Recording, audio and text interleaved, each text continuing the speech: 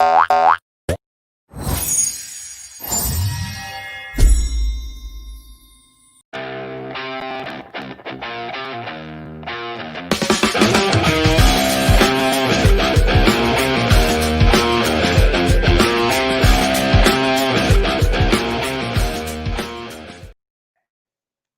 evening and welcome to Frontline Access with Maccabi Canada. I'm your host, Daniel Smagis, and joining me tonight is one of Canada's most decorated wrestlers, David Zilberman. Before I introduce David, once again, a big thank you to Jared and the virtual JC team for all their hard work behind the scenes, and of course, for the beautiful new studio we're in tonight. So, David Zilberman, he's a native of Montreal and a 2008 Olympian at Beijing Games. He also represented Canada at the 2006 World Championships and two World University Championships. Currently, he's the head coach of Concordia University and Vanier College. Plus, he served as the head coach at the Maccabi Games in 2013 and 2017. He's also a member of the Sylvan Adams YMYWH Hall of Fame. Without further ado, let's bring in David Zilberman. How you doing? I'm great. How are you, David? I'm doing well. Thank you. Thank you for having me. Pleasure. I forgot to also mention, as we found out before, you are indeed Vin Diesel's stunt double. Yeah. Yeah, apparently.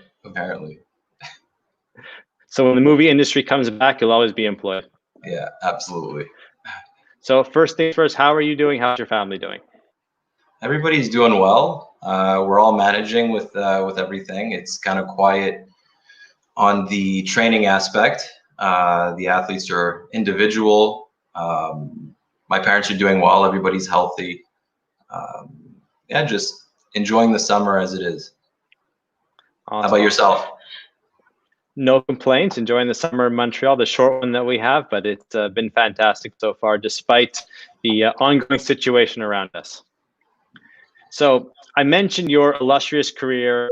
You're in the Jewish Sports Hall of Fame. I forgot to mention that you were named Athlete of the Year by a host of organizations and entities.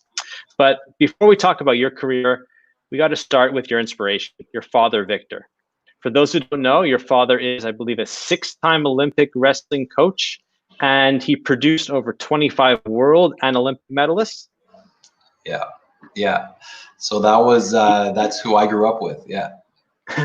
So this is the man that got me involved in wrestling, and funny enough, I had no interest in wrestling whatsoever.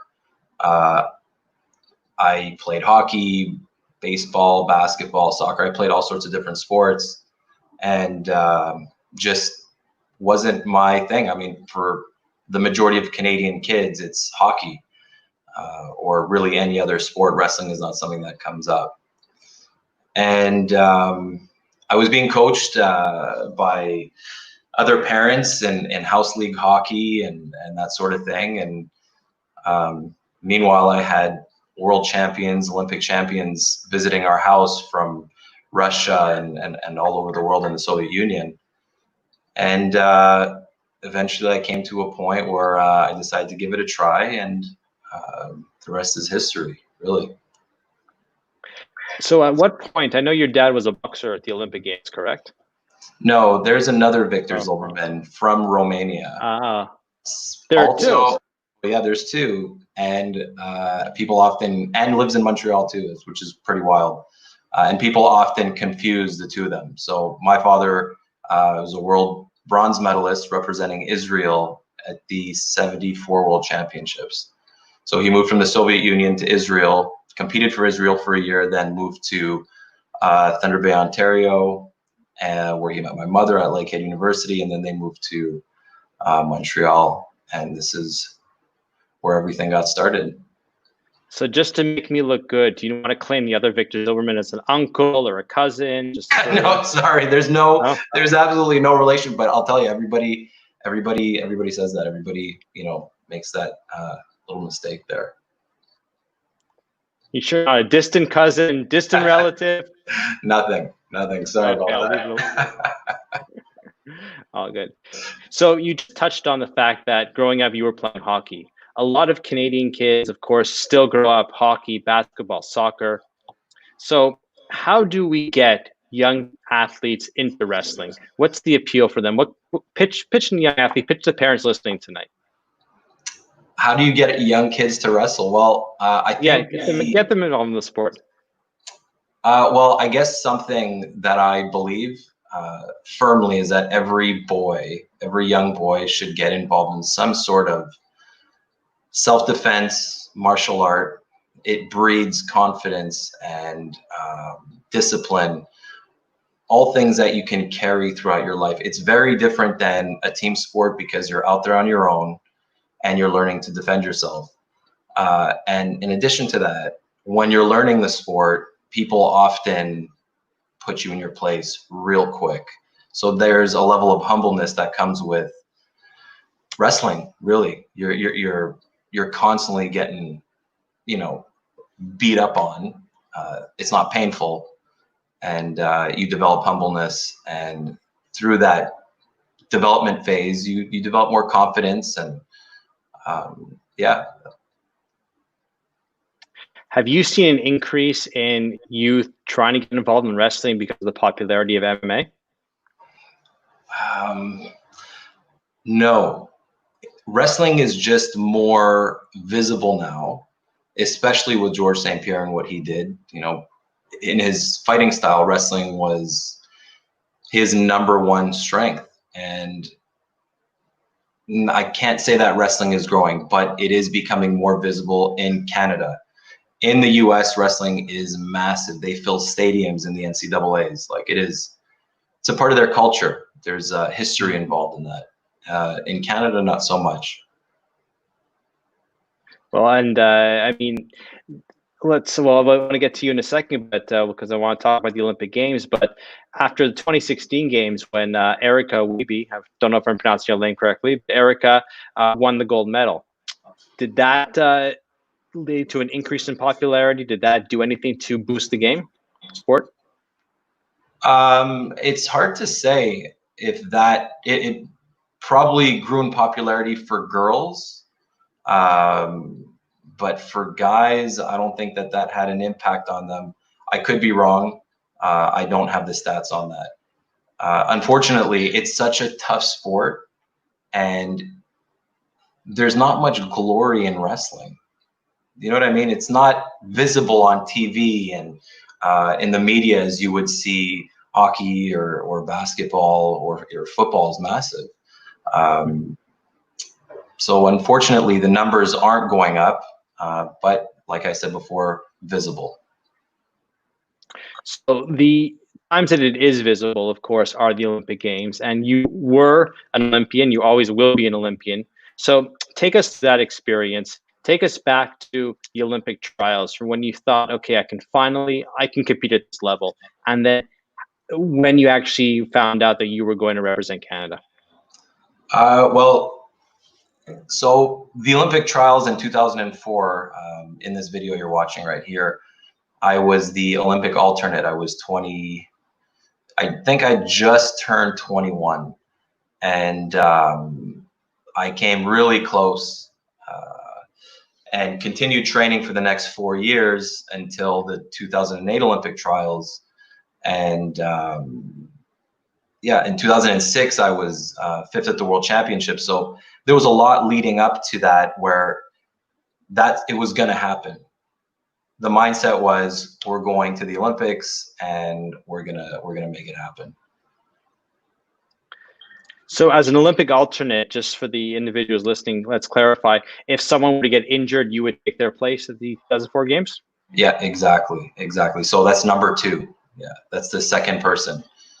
And in the finals, go ahead. So in your mind, are you rooting for Canada? Are you rooting for success of your teammates? Or do you want to see an injury so you can go? Well, there's the Canadian Olympic trials, and then you have international qualifications that need to be done. So you need to be top 20 in the world to go to the Olympics. So there's an international qualification process that goes on. Excuse me. So in 2004, the guy that I lost to did not make the qualifications internationally. So it was done.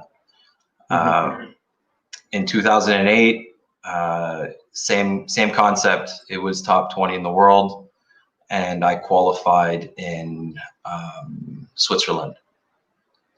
taking a bronze medal. Awesome. So you're in Switzerland, you win the bronze medal, you qualify for the Olympics. Who's the first person you call? Well, funny enough, I had family there. My father was in my corner for those matches. So it was a very special moment, a very special moment. So obviously I called my mom afterwards, and a very strange thing happened. So that night, went back to my room and fell asleep and woke up in a panic because I thought I still had another level of qualifications to do. The lead up to qualifying to the Olympic Games is so stressful because everybody is fighting for those 20 spots. You have the entire world competing for it.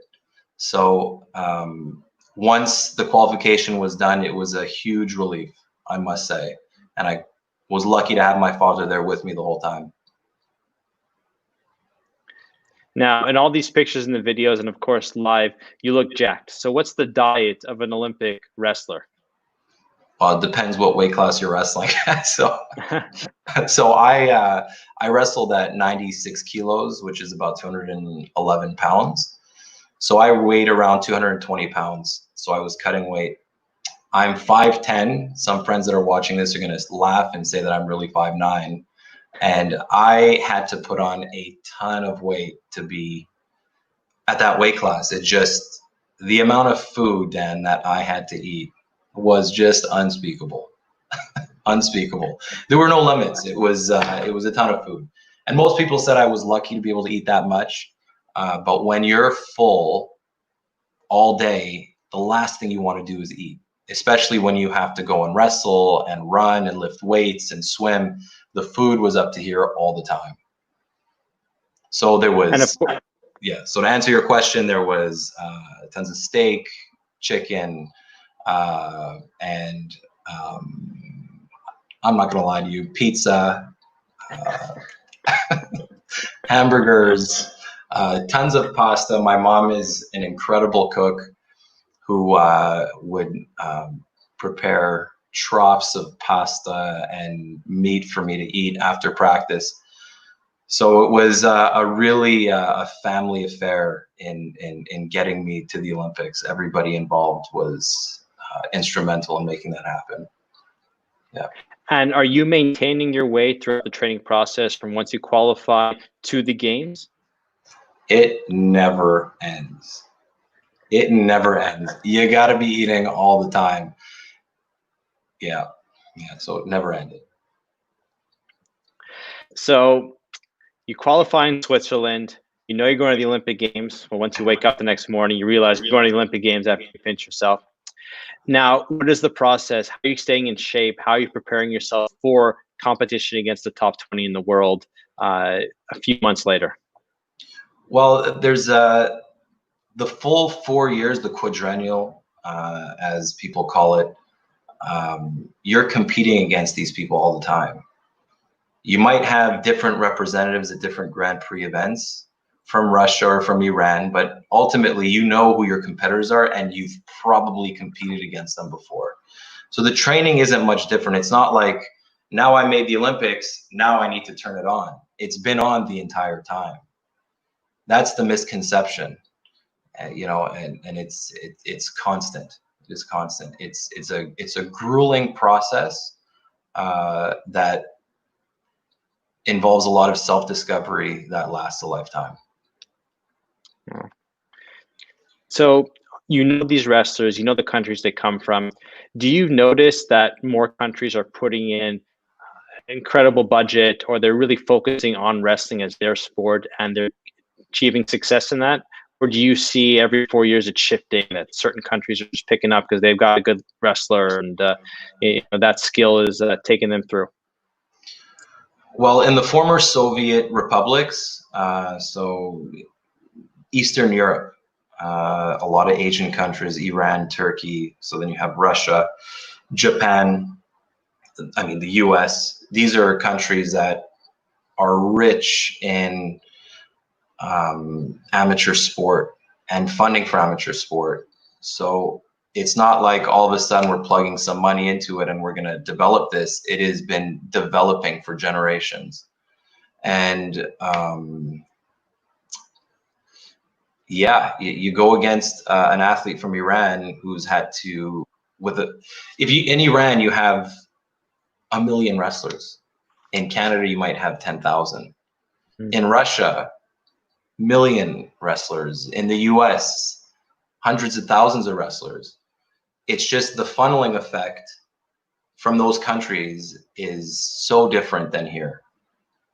It's so much different, and the support involved is considerably different too. So yeah, there's a difference. Yeah, Interesting. Yeah. So back to your journey. We're going now. We're at the Olympic Games. What is it like to put on that opening ceremony uniform and march in with the rest of your country in front of 1 billion people watching you? It's cool. I mean, if I could say one word, it's cool. You know, that's pretty much it. You know, it's a moment in time that is remembered, you know, up until this point, and I don't think you ever forget it. And it's, I don't know what the word would be, a pinnacle in your life, or help me out here. What's the word for that? I don't know. Cool is a very good word. I mean, yeah, cool. We'll stay with cool. Yeah. Stay with. It was very special. Were you one of those athletes with the handy cam filming everything? Well, so they all gave us smartphones. So the whole Canadian team in the tunnel about to go out, you have the flag at the front and we're waiting to be called out, and everybody has their phones up filming everything. That was kind of cool too. But to answer your question, no, I was not filming. No, taking in that experience. That's awesome. Now, compared to you walking in with Team Canada at the 2013 and 2017 Maccabi Games, you know, Maccabi has to be a little bit better than the Olympics.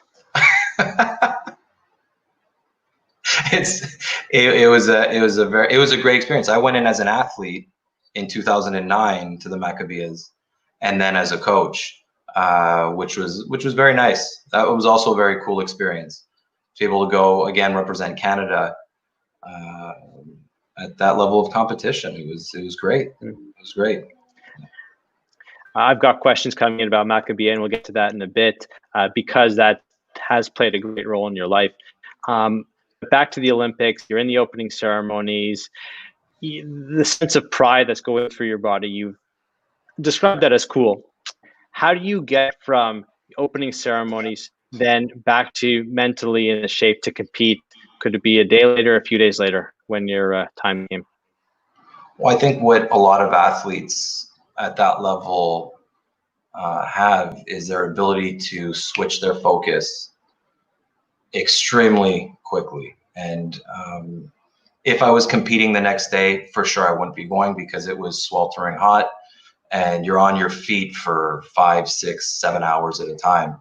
So there was some judo players that I was friends with that couldn't go to the opening ceremonies because they were competing the next day or the day after. I was lucky, you know, to be able to compete at the end of the games. Wrestling is always at the end.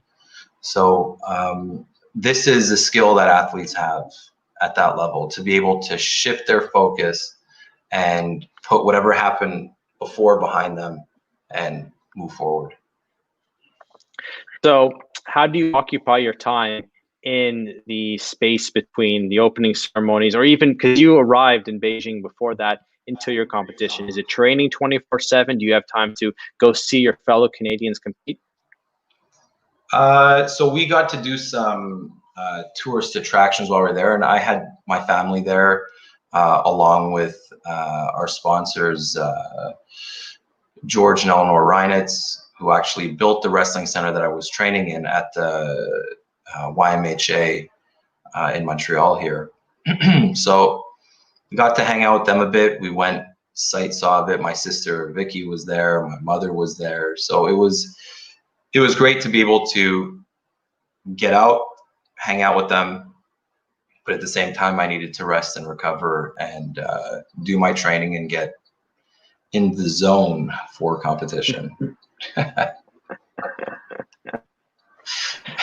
Now, what tips would your dad have shared with you to get in the zone? When you see walking around the Olympic Village, all these athletes, especially some of these American athletes that are having, media on them 24/7. You see that might be intimidating, knowing that the cameras in the world are looking at you and you have these stars, celebrities, by your side. I got to tell you, it had no impact on me whatsoever. But again, this is this idea where, okay, now you made it to the Olympics. Now you have to learn how to deal with this stuff. This was all in preparation, years in advance, right? So there was a lot of media attention with the World Championships, and then being a student athlete at Concordia, dealing with the media there, and then with the Canadian Olympic Committee. So you're not just learning how to train as an athlete, you're learning how to deal with the media, you're learning how to give interviews, and how to manage distraction, really. So we're competing now. You wrestle, I believe you finished 13th, correct? Yes, I did. So is that you wrestling against the top 20 in the world? Is that a result you were happy with? Did you walk away like this is over the moon excited, or did you think, you know what, I could have done a little bit more. I made a mistake here, I made a mistake there. Could have been a top 10, could have been a medal. There's like a whole story behind that. The guy that I lost to, I had lost him at the World Championships the year before, and he placed third. And we'd wrestled each other twice before that, and it was so close at the Olympics. I had gotten injured about 6 weeks before the Olympic Games at a tournament in Spain, and I didn't have enough time to recover from that injury, unfortunately, which ultimately affected the way I performed at the Games. Yeah. So is there a reason you had to compete in that Spanish competition, or was this something you just chose to make sure you stayed fresh? I, in the past, have found it very useful to go to competitions before major events, as long as there was enough time in between. And this is the thing with being an athlete, or just being anybody really. Anything can happen at any point. You take chances, and it was a freak accident, and it is what it is. And I grew from that experience in ways that I wouldn't have grown otherwise. Of course, I wanted to come home with a medal from the Olympic Games and have a better performance, of course. But analyzing what happened and how it all went down, I learned a lot about myself, again, in ways that I wouldn't have if I didn't go through that injury. That's awesome. It's, impressive how you can take such a positive away from that experience. Yeah. I think it's critical. To be able to do that and not hang on to any or harbor any negative feelings about what happened. Critical. Yeah. So how do you pass the story, this message, your experience, down to your athletes that you coach at Concordia, at the Y, or even at the Maccabi Games? Well, sorry, can you rephrase the question again? Well, how do you pass your experience down, the lessons you've learned, to the athletes that you're coaching on a regular basis at Concordia, at Vanier, or at the Maccabi Games, and there when you're with these athletes for a short period of time? Well, the athletes at Maccabi Games, the past ones were predominantly athletes that I've been working with for a few years, and the athletes that I work with on a continuous basis at the training center and with Concordia and Vanier, the message is constantly to focus on lifelong learning, lifelong development, and do the best that you can with what you have. There's no guarantees. You can train 2-3 times a day, you can put everything into it, and you might not get what you want. And that happens. Mm-hmm. But discover things about yourself by pushing yourself through the process. I firmly believe that, and that's something that I tell the athletes. So what do you think wrestling teaches our youth? I mean, you have kids that are getting into it from a young age. What lessons are they learning from the sport? Sorry? What do you think wrestling and being involved in the sport at a young age teaches our youth?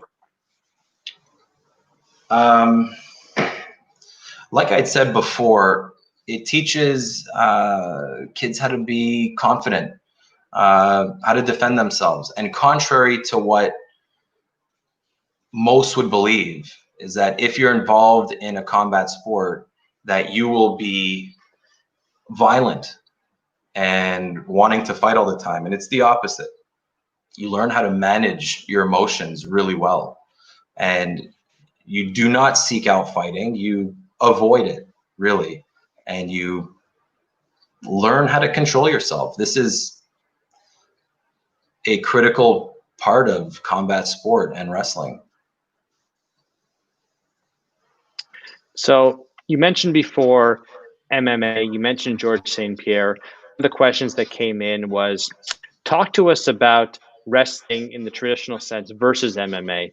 Can you compare and contrast the sports for us? And then a follow-up to that is, how would an MMA wrestler or MMA fighter compare or work with or fight against? How would they do when wrestling against a traditional wrestler? Well, so that's a great question. So you have some fighters in the UFC who were at like extremely good wrestlers. So you have Henry Cejudo, who's an Olympic champion, who was there in 2008 and won from the US, and he became a 2-division UFC champion. Daniel Cormier, we were in the same weight class, and we were at the Olympics at the same time. We never wrestled against each other, unfortunately. But we did face off against different competitors in our weight class. And he's in the UFC champ, and he was a bronze medalist at the Worlds in 2007. These guys are extremely high-level wrestlers. George got really good in wrestling, like really good. He wrestled at our club, and we were training partners for, I would say, 9 years, and then moved on to more of a coach towards him. But he was one of my training partners, and we wrestled together 2-3 times a practice, 2 or 3 matches a practice. And he got really good at wrestling. He was taking down Canadian medalists, Canadian champions, but that's a whole other level. Like the Henry Cejudo wrestling or the Daniel Cormier wrestling, that's at a whole other level. George was very good. He was very good, but he wasn't at that level in terms of wrestling. Mm-hmm. Yeah. Now, so would you think that a George St. Pierre, we know him as such a world-class fighter overall, if he or when he has faced against these medalist wrestlers, how would he fare? How has he fared? Well, those guys were in, wait, you mean in the UFC? In the UFC, or in general, or hypothetically, if you put those two on a wrestling mat together, how would they fare? How would GSP fare? Well, you couldn't really, you couldn't compare it, because again, you have an Olympic gold medalist, a world bronze medalist against somebody who started wrestling late. You can't. So remember a few years ago, actually we were in Israel when this was going on, when it was going to be Floyd Mayweather versus Conor McGregor. Mm-hmm. So this was huge. People thought, oh my God, like Conor McGregor, he's got a puncher's chance of knocking out Floyd Mayweather. There's no chance, man. There was no chance. It was just, and from the outside watching the media circus, they built that thing up incredibly, but it was just, that's all he did was box. Mm-hmm. And he'd never lost a fight against other people who only boxed. Conor McGregor boxes decently and is an MMA fighter. It's totally different. Totally different. Mm-hmm. What George did well was put together all the disciplines, mixed everything up better than anybody else. He mixed up the boxing with the takedowns and the leg entrances and the ground control. He did all that better than anybody else. And his takedowns were solid. I mean, he took me down a few times too. Yeah. Did you take him down a few times? Yeah. Like we were training partners, of course. Yeah. I need someone to roll the footage of that, or else, it's a good story. But yeah. Now let's switch focus to the other type of wrestling. Another question that came in is compare and contrast your style of wrestling to, they call it professional wrestling, but what we know is the scripted WWE wrestling. Yeah, so it's a performance, right? I mean, those guys are super athletic. There's no doubt about that, but it's nothing like freestyle wrestling, the sport that we're talking about here. There's no punching, there's no kicking, there's no pulling the hair, there's no leg locks or arm bars or chokeholds. There's nothing like that. No eye gouges and no tables slamming on somebody else's back, right? So very different, very different. Super athletic guys, but nothing to do with what we do. Do you take offense for them calling it wrestling? No, not at all. No.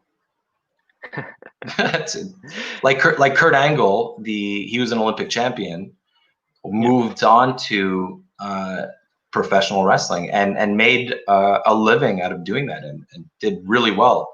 Brock Lesnar, same thing. These guys were real wrestlers and had an incredible career and made money, and good for them. Mm-hmm. Good for them.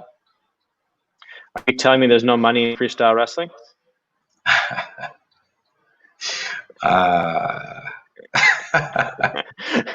Next question. Next question, indeed. So Montreal is fortunate to be the home of the Canadian Wrestling Center, correct, for the Olympic Committee? Sorry, you cut out there. I didn't hear you. Montreal is home of the Canadian Olympic Training Center for wrestling, correct? So we have 4 training centers in Canada that are considered national training centers. So we have you have Vancouver, Calgary, St. Catharines, and then Montreal. Like, this is one of them. Yeah. So tell us about the next crop of wrestlers coming up. Who we expect to see competing at the 2020 games or 2021 games now? Well, we have one qualified, Jordan Steen. He qualified in March. He wrestles at the same weight class I wrestled, and that was the first athlete I started coaching once I retired. And it's been an interesting run with him and I, and it was a really special moment for him to qualify and for me to be there with him. So he will be representing Canada in Tokyo next summer. We have another girl that I coach, Linda Moray, who won the World Championships last year, and she still has another shot at qualifying in April. It will be in Bulgaria. And that's it from Montreal. We might have another wrestler. There's some things going on, but that's all up in the air right now. So for Jordan, how is this delay in the games? He was preparing for years for it to be this summer. Now it's a year removed. How is that going to affect him? Well, again, this goes back to what we were talking about before, and it's this ability to adapt and to shift focus. And there's nothing we can do about that. And we take the extra time and do the best that we can with it, and change our mind to, hey, this could be a blessing in disguise. Yeah, and it's the same scenario that affects everyone, all the wrestlers, all the competition. That's right. That's right. How has the sport been affected by the pandemic? Have the World Championships been canceled? Are they considering hosting them without fans in the stands or with limited staff? Well, when there's an Olympic year, they don't have a World Championships. So what's going to happen is, because of the Olympics, now that the Olympics have been postponed, the International Wrestling Governing Body, UWW, is looking to host a Senior World Championships in December. That was the last that we heard of it. and everything is day to day. It's all touch and go. I've been on Zoom meetings daily with Wrestling Canada, Wrestling Quebec, and it's just with Concordia as well. And it's just, we don't know what's going to happen. UWW, the international governing body, wants to hold something. So we'll see what happens. So you mentioned multiple times that, it's about athletes, you can adapt to different situations. But if your athletes are not in a competitive environment with other, with their talent from around the world, is that going to affect them negatively? Well, we have a great coaching staff with the Montreal Wrestling Club. So we have my father, Victor Zilberman, Rob Moore, Marcin Zugrenier, and then we have a few other coaches, Jason Chen and Mark Roach, Gia Sisauri, Misha Japariza. We have a whole crew of coaches that stay involved. And we are talking to the athletes regularly and making sure that they're doing their programs, and they're checking in with us all the time. So similar to what you were saying before, everybody's in the same boat here. The limitations are real, but we just do the best that we can. And, and just, it could be a blessing in disguise. If you look at it from a different point of view, where you get to rest and enjoy the weather and focus on different parts of your training. So question just came in from the website. Who is the quote unquote one to watch in freestyle wrestling today? Ooh, that's a tough question. Let me tell you. So you have different people who like to watch different things in the sport. If you like watching technical wrestling, there's a Cuban who wrestles for Italy, Frank Chamizo, extremely exciting to watch. World champion, world medalist, multiple times. And then you have some real grinders out there from the US, Kyle Snyder, Olympic champion in 2016, wrestles at 96 kilos, multiple time world champion. Then there's Sadulayev from Russia. You go online, this is another guy that wrestles at 97 kilos. Huge superstar, the first freestyle wrestler, first wrestler to reach 1 million followers on Instagram. They call him the Tank.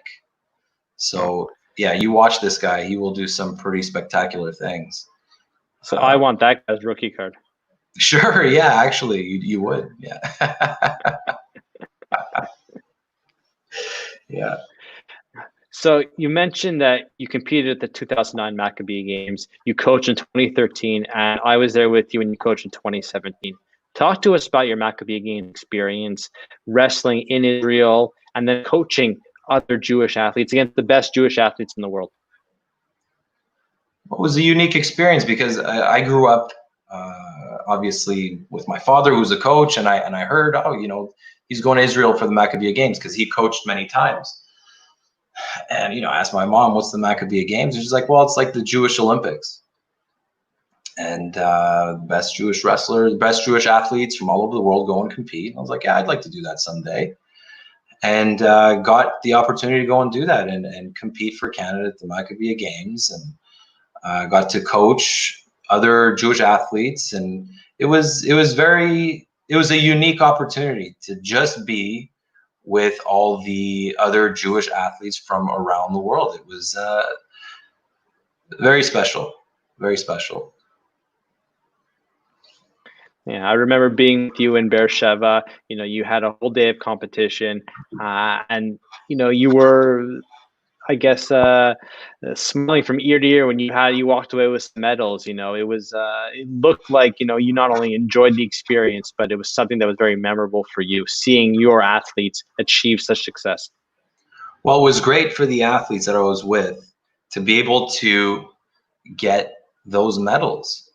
It was, again, this is something that they will be able to tell their their kids, or even their wives, or impress their girlfriends, and check this out. And it's just something that's going to last them for the rest of their lives. I was just so happy for them. So happy for them. Yeah. That's awesome. So, David, I don't have much time left. So before we say goodnight, any final words, anything else you'd like to say to just the young athletes watching now who might be considering a career in wrestling? You might want to give it a shot. Where would they start? In Canada or Montreal? In Canada, in general, what's the first step that you would tell a young guy or a young girl that wants to get started in wrestling? Just give it a shot. Go online. Your high school might have it. Check with your high school, and just go in with an open mind. Put any preconceived notions you have about wrestling aside, and go and give it a shot. Give it a try. See what happens. And that's what I recommend. And if not, go online and check out for club teams and get involved. So the picture we see here, that's you, that's your dad, and who's next to your dad? So that's Martine Dugrenier. So she is also one of the coaches now with me. So she is a 3-time world silver medalist, 3-time world champion, twice 5th at the Olympics, and we kind of went through the ranks together. Great friend. Great colleague. We also teach at Vanier College together in the phys ed department. We share an office. She actually can't get away from me. Okay? She can't get away from me. And we coach together. And yeah, that's my father. That was at the World Championships. She finished 2nd there, and I finished 5th. And yeah, that was in China. I've actually seen Martine around the community. I believe she lives in NDG, which is a suburb of Montreal, and she's been involved with a lot of local youth. So proud Montrealer, and we're proud to have her part of the community. Yeah, she's fantastic. And I guess she's an honorary Zilberman sister. Yeah, absolutely. She's part of the family. So, David, just once again, thank you so much for joining us tonight. Interesting to learn about the sport of wrestling, to learn about your personal journey. Can't wait to see you next to Team Canada in 2021 at those Olympic Games as a coach, and hopefully joining Team Canada at 2022 at the Maccabi Games. Yeah, hopefully, and thank you very much for having me. This was fantastic. Of course, and please tell both your dad, Victor Zilberman, and the other Victor Zilberman that we say hi. You bet. Take care, David. Have a great night. Thank you. You too.